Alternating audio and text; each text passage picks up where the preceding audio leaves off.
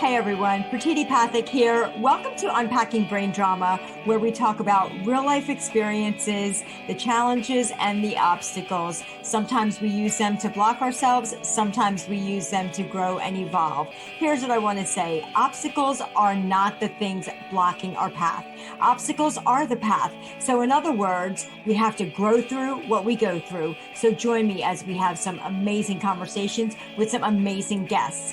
I feel like I'm just super excited to be here today. I had such an awesome night last night. I was with an amazing group of women. I was at an event yesterday that I was speaking at, and it is an international, let me just pause my thing. You know how I get. It's an international, let me get out of here. It's an international women's amazing organization called Seroptimist. They are women that work with young girls and other women. And they do this through empowering women and the young women of the world, which are our young adult ladies, high school girls, through education and teaching them the choice and the power to make healthy decisions for themselves, their family, through education and career opportunities. I had a awesome opportunity last month. Actually, I would keep wanting to say last week because that's how fast time's just flying for me, but it was like last month, and I was part of their DIBBY program, which is Dream It, Be It, and it was for high school girls, and it was an event that was in Bucks County, and I got to be a part of it. There was a panel of like 14 of us that were talking about career opportunities and sharing our career and life experiences to these young women. And it was just so powerful. I love what this organization is doing. So I just want to give a shout out to them. But last night, I was talking on a topic of people pleasing. I know it's something that's really ingrained in us. And for so many of you that know me, you kind of know my backstory as well. And for those of you who don't know me and maybe are new to me, and even some of the gals that maybe have just met me last night, if you're on this call, I hope that you comment and like the Facebook page so that I know that you're on here. And then that would be just awesome because I'd love to connect with you guys again. I want to be a part of your organization. I just love empowering women. So let me just minimize this. As you all know, I get crazy about this whole Facebook thing because I glitch a lot. But with all that being said, what I really want to share with you guys is this talk that I had yesterday. And one of the things that I talked about the most is, how I got to people pleasing, right? How I got to this amazing thing that I do so well. I came to this country when I was 2 years old. I myself have gone through a lot of things in my life, right? A lot of challenging things. If you guys are not new to my podcast, you know it's part of my intro. I think we have to grow through what we go through. And so much of my struggles was being picked on and bullied and becoming a single mom and making lots of poor choices. And through all of those challenges, one of the things that I got really, really good at while I was trying to fit into two completely different cultures was I made a lot of poor choices, smoking cigarettes, not doing well in school, becoming a single mom. I felt like my life was about, getting one challenge after another. It was like falling down and getting back up. I felt like that was pretty much what my life was going to be about, was just falling down, getting up, falling down, getting up, right? And through this process, what I got really, really good at was being really good at being a people pleaser. Like I got very good at that.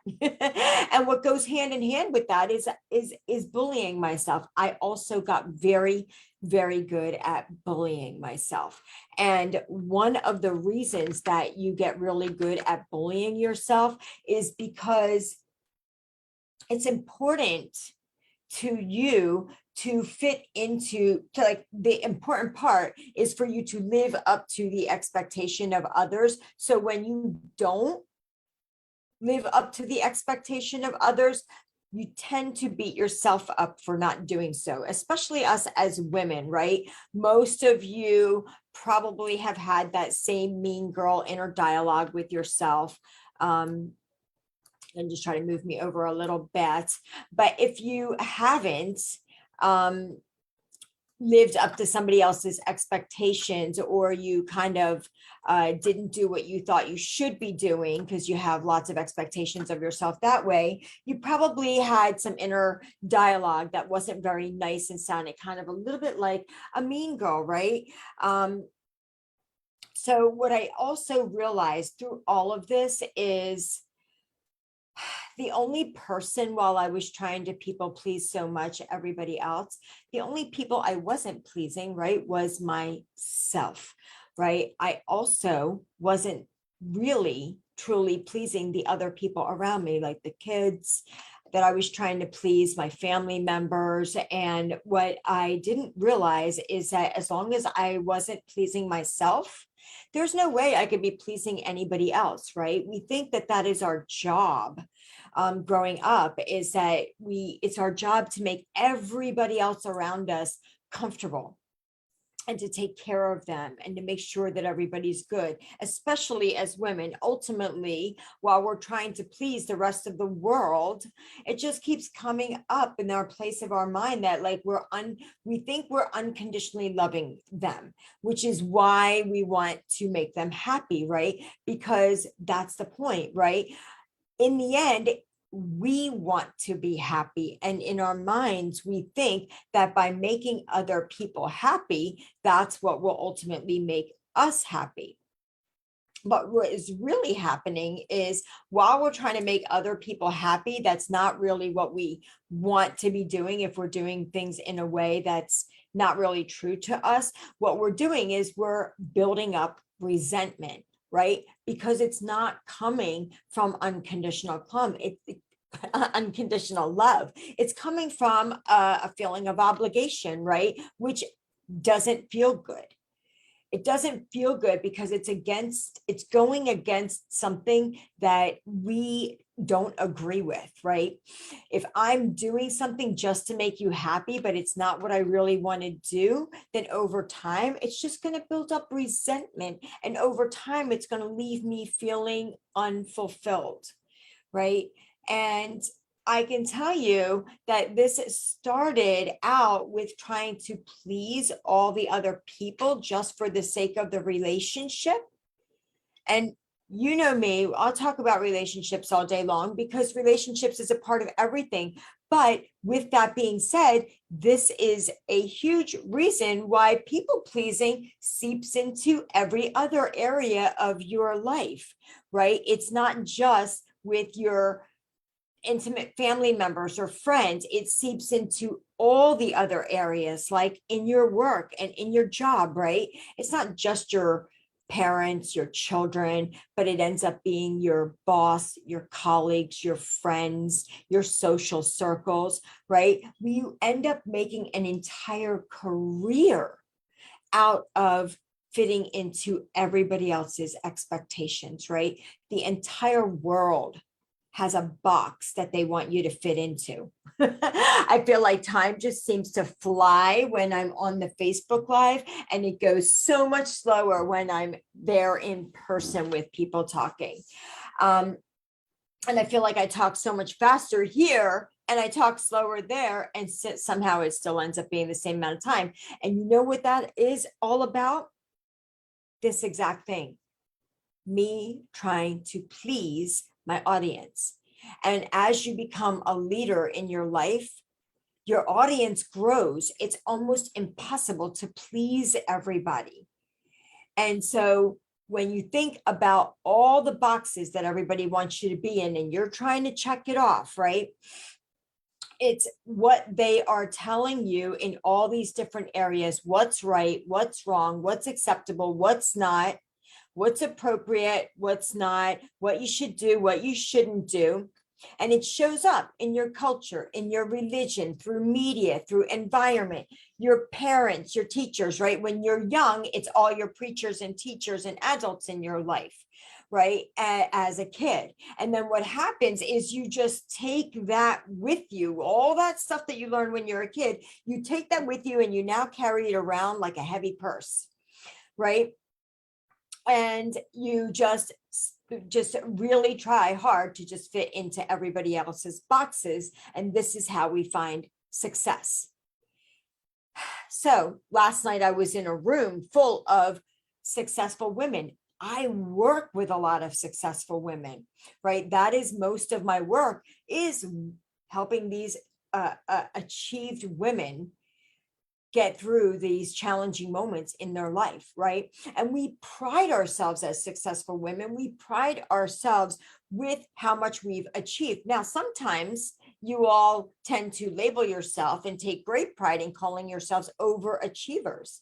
And I want to offer this to you. I just want to plant this little seed in your head. Are you an overachiever, or would you like to call yourself a high performer? Because there's a very big difference in the energy level that you bring when you're trying to overachieve and when you want to perform at a high level. That is a matter of this overachieving through grit and getting through it and fighting and being all in your masculine energy. And there is a way of being a high performer by being calm and planned and directed and focused and achieving from a place of that versus anxiety and stress. So that's just one touch that I'd like to make on that, on whether we want to call ourselves overachievers or high performers, right?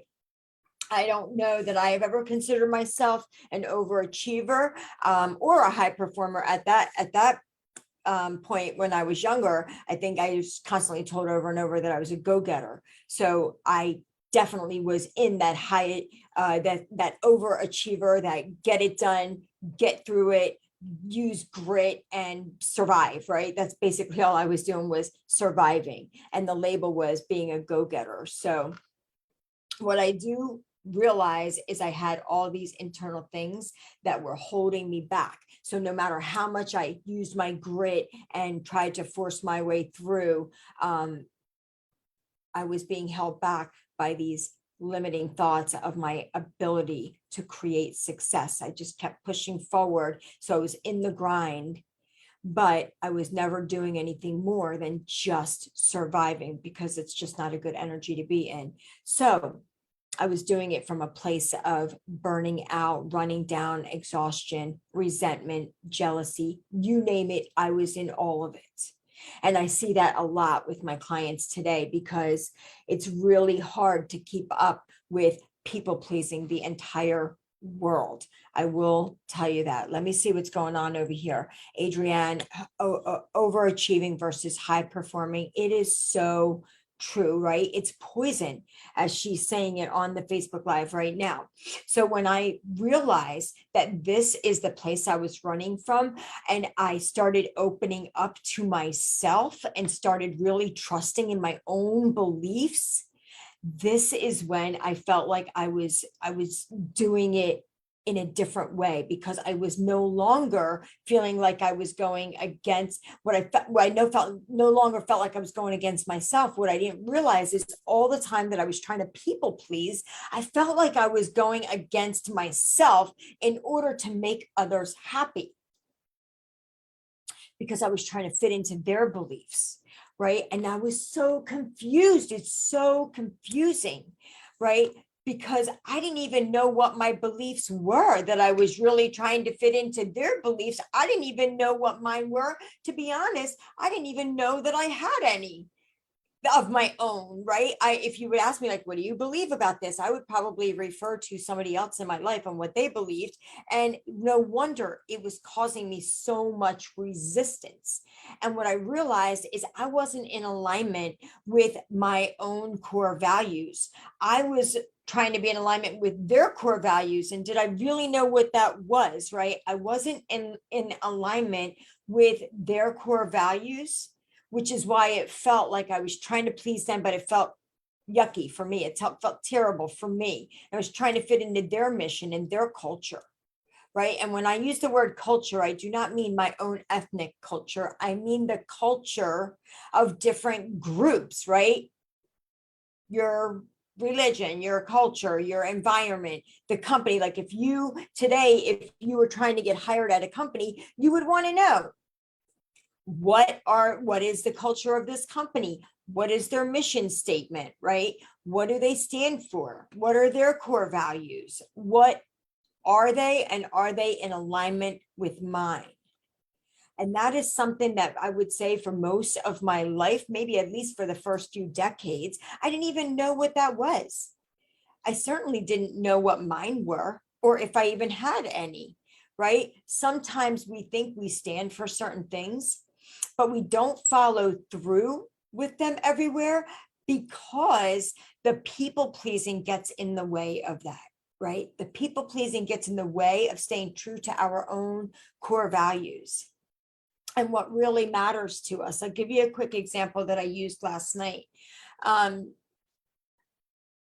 If one of your core values is being there for your family and your kids and yourself and your health or whatever, but then your boss asks you to stay and work overtime, or asks you to go on a business trip, or asks you to work the weekend, and you're like, yes, of course I can stay longer. Of course I can work the weekend. Of course I can go away on this trip. And I'm going to end up missing my child's first game or first recital or whatever that thing is. We sacrifice the things that actually matter to us, because what are we doing again? We're not only putting ourselves last, but we're putting what matters to us last as well. And over time, we end up sacrificing the most important things, like our family. And their expectations of us start to deteriorate, and what we expect them to just understand. And they're doing the same thing back to us, right? Because we all people please in a way. And one way that's like kind of like we don't know that we're doing it. But when we're doing that, it starts deteriorating the relationship, right, between us and our family members, the people that we're actually doing all the work for.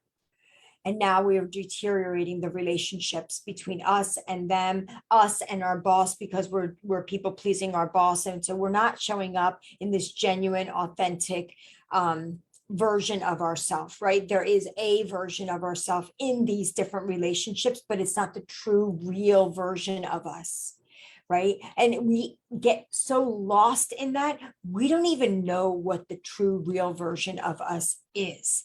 And I think that is probably the most unfortunate part of all of it, is not only do we not have the genuine, authentic relationship with these other people, but we no longer have it with ourselves, or maybe we never did because we've been people pleasing for so long. I shared with you that I've been doing it since I was a child, right? I used this example last night. So I'll give you an example of how this happens. When you're lying and when you're telling the truth, right? And you're deteriorating that relationship. If a friend were to ask you to help them with something and you said yes, even though there was something else that you really wanted to do, but now you're annoyed that you're helping them because you think that you're supposed to be helping them, you end up doing it, and over time building up resentment. It's a lie. So there's a version of you that's helping your friend, but it's not the real version. It's not the real friend that's helping them, right? Hey, I would love to help you because I love you and I always want to help you if I can, but I'm not going to be able to help you because there's this other thing that I want to do. That would be telling the truth. That would be showing up authentic. That would be not people pleasing. That would be genuinely loving them, unconditionally saying like, and allowing them to feel however they want and still love them anyway. That is unconditionally loving them. You may think that the other thing that you want to do isn't justified and isn't a good enough or valid enough reason for you to say no to your friend, because maybe, this is the example I used last night, maybe you just want to read a book Maybe there's a book you've been wanting to read for the past 3 weeks. And tonight, and this time that your friend's asking for is the only time. Finally, everybody's going to be gone, and you're going to have 3 hours to yourself, and you're finally going to get a chance to read this book. But you don't think that's important enough to tell your friend no. This is how the resentment builds up, because now you're like, oh, you're not only deteriorating the relationship with your friend, you've deteriorated the relationship with yourself, because you're disregarding your own value and your own needs just for the sake of pleasing others. Okay, but in the end, what happens is you deplete yourself the whole time, right? And then we're wondering, how we're overachievers, or how we're successful women, or how we're in leadership roles, and yet we still end up feeling this lack of satisfaction, right? We still end up feeling unfulfilled. Like, how does that happen? You may be a woman who is highly educated. You've gotten to a place in your business or in your company where you're making a significant amount of money. You know, you're financially successful. You've climbed the ladder of success in your business, maybe in the corporate, maybe you're in, maybe you're out there in corporate, and you've climbed the corporate ladder, and you have an amazing partner. Maybe you have great kids. They're doing well. Everything seems great. You got the beautiful house, neighborhood, all of those things. And you're still left feeling unfulfilled. You feel this void, this lack of satisfaction. And it becomes this big gaping hole that you find all of a sudden out of nowhere. It's so obvious. It just feels terrible in your body. And this is the reason why halfway through our lives, we call this a midlife crisis, as we like to call it. But really what's going on is that we've gotten halfway through our lives. Hopefully we've learned some things. And now all of these layers of decisions, all of these layers of sacrifices have built up on us. And now that purse that we were carrying around, it's gotten very heavy and extremely hard to carry around. Right? It's getting too hard to continue carrying it. And we really just need to put it down. We get to a breaking point and we're like, that's it. That's enough. I can't do it anymore. Something's got to happen. Something's got to change. Something's got to give. And usually what that ends up looking like, it looks like divorce. It shows up as a forced pause in your life, right? Maybe it shows up like loss of a job, loss of a business, loss of money, loss of a marriage, like I said. For me, it showed up in lots of different ways. It showed up several times in my life, right? Becoming a single mom, getting married, getting divorced, losing a child, right? Coming up 2 weeks from now, lost my 17-year-old, coming up on 14 years, right? He would have just turned 31. Today, I have a girlfriend who I love, lost her daughter today. Her daughter, Jessica, my girlfriend, Tammy, shout out to you, sweetheart, thinking about you, loving you today. Lost her daughter, Jessica, 10-year-old little baby, to brain cancer. Today is her 20-year anniversary. These things cause us to force ourselves to pause for just a moment and take a deep look at our lives. And that's when we think like, why do we need to wait for something catastrophic to happen before we do some deep dive inner work into ourselves and into our own lives, before we just think like, what the heck has happened? How did I get here? Right? It's been this lifelong pattern of trying to fit into everybody else's boxes, right?